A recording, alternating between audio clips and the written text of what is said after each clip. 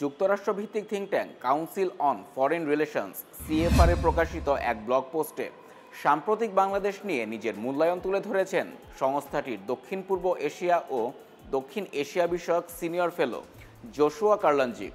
ওই ব্লগ পোস্টে তিনি দাবি করেন, রাষ্ট্রীয় বিভিন্ন প্রতিষ্ঠানে ডক্টর ইউনূসের সরকারের নিয়ন্ত্রণ এখনও বেশ সীমিত।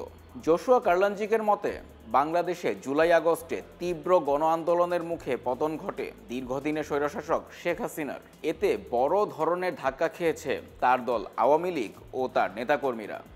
দেড় দশকের কর্তৃত্ববাদী শাসকের পতনে ঢাকাসহ সারা দেশেই শুরুর দিকে মানুষকে বেশ উল্লাস করতে দেখা গেছে।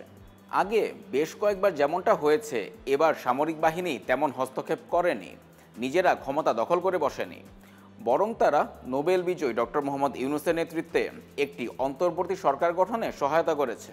এ সামরিক বাহিনী সাম্প্রতিক অতীতে হাসিনা ও আওয়ামী লীগের বেশ ঘনিষ্ঠ ছিল। হাসিনা পলায়নের পর থেকে বেশ কিছু ইতিবাচক কথা বলেছে সেনাবাহিনী। গ্রীষ্মের আন্দোলনে কঠোর দমনপীড়ন ও নির্মমতায় জড়িতদের কঠিন শাস্তি দেওয়ার কথাও বলেছেন তারা। ব্লগ পোস্টে জোশুয়া কারলানজিক লিখেছেন, ইউনূস নেতৃত্বাধীন সরকার ন্যূনতম স্থিতিশীলতা বজায় রাখতে সংগ্রাম করছে।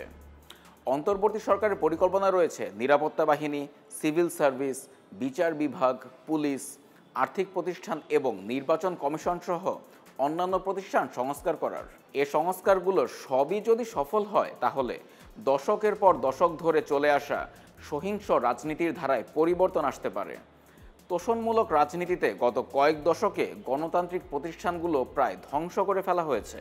ডক্টর ইউনূস হয়তো তোষণমূলক অর্থনীতির কিছু সংস্কার করার চেষ্টাও করতে পারেন বলে দাবি করেছেন জোশুয়া কারলানজিক। তার মতে, পোশাক খাতের বাইরেও বিদেশি বিনিয়োগের দরজা খুলে যেতে পারে। এ সম্ভাবনা দেখে এরই মধ্যে নানা সংস্কারে সরকারকে সহায়তার জন্য বড় অঙ্কের অর্থ সহায়তার প্রস্তাব দিয়েছে যুক্তরাষ্ট্র। কিন্তু বাংলাদেশে সংস্কার পরিকল্পনার চেয়েও অনেক বেশি কিছু প্রয়োজন। এগুলো আবার তার নিজের পক্ষে করা সম্ভব নয়। হয়তো ডোনার কনফারেন্সের মতো কিছু ইভেন্ট তিনি আয়োজন করতে পারেন, কিন্তু উদ্বেগের বিষয় হলো বিশ্ব এখন নানাবিধ সংকটের মধ্য দিয়ে যাচ্ছে। এমনটি উল্লেখ করে ব্লগ পোস্টে বলা হয়, বাংলাদেশের জন্য গুরুত্বপূর্ণ দুটি বৈদেশিক অংশীদারের মধ্যে একটি হচ্ছে ভারত। দীর্ঘদিন ধরেই তারা শেখ হাসিনা ও আওয়ামী লীগের প্রতি নিরঙ্কুশ সমর্থন দিয়ে এসেছে। তারা 5 আগস্টের পর নানা উদ্বেগ জানিয়ে আসছে। ডোনার কনফারেন্স হয়তো ভালোভাবে নেবে না নয়াদিল্লি। বাংলাদেশ শেষ পর্যন্ত চীনের দ্বারস্থই হতে পারে, যেমনটা শেষ বছরগুলোয় হাসিনা সরকার করে আসছিল। এতে ভারত, চীন এবং অন্যান্য আঞ্চলিক শক্তির মধ্যে প্রতিযোগিতা আরও বাড়তে পারে।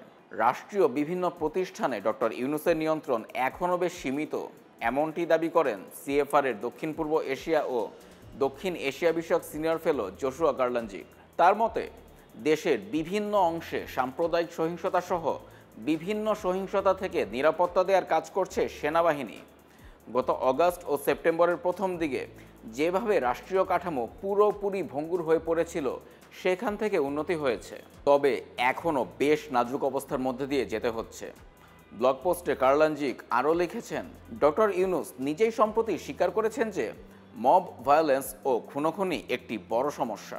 বেশ কয়েকটি জায়গায় আবার জাতিগত ও সাম্প্রদায়িক সহিংসতার ঘটনাও ঘটেছে। যদি তা এভাবেই চলতে থাকে, তাহলে অন্তর্বর্তী সরকারের কর্তৃত্বকে দুর্বল করবে। তার মতে, অন্তর্বর্তী সরকার যে সংস্কারই আনুক না কেন, স্পষ্টতই দুটো দলের একটি পরবর্তী নির্বাচনে জয়ের সবচেয়ে বড় দাবিদার।